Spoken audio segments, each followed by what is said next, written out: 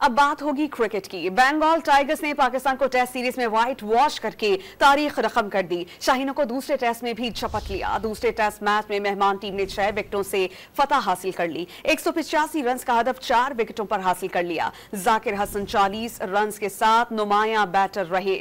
Match में Bangladeshi fast bowlers ने Pakistani batting line की कमर तोड़कर रख दी। 14 विकेटें हासिल की। 6 खिलाड़ी स्पिनर्स ने आउट किए।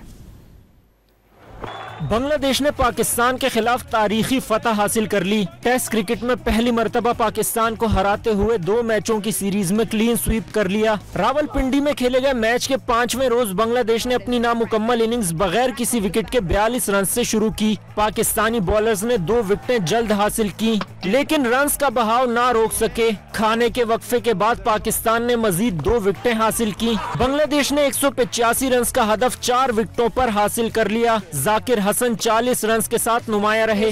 पाकिस्तान के मीर हमजा, खुर्रम शहजाद, आगा सलमान और अबरार अहमद ने एक एक विकेट हासिल की। पाकिस्तान पहली इनिंग्स में 274 और दूसरी इनिंग्स में 172 रन पर आउट हुआ था। बांग्लादेश की टीम पहली इनिंग्स में 262 रन पर आउट हुई थी। मैच में बांग्लादेशी फास्ट बॉलर्स ने पाकिस्तानी बैटिंग लाइन की कमर तोड़ी। 14 विकेटें हासिल की। 6 खिलाड़ी स्पिनर्स ने आउट किए।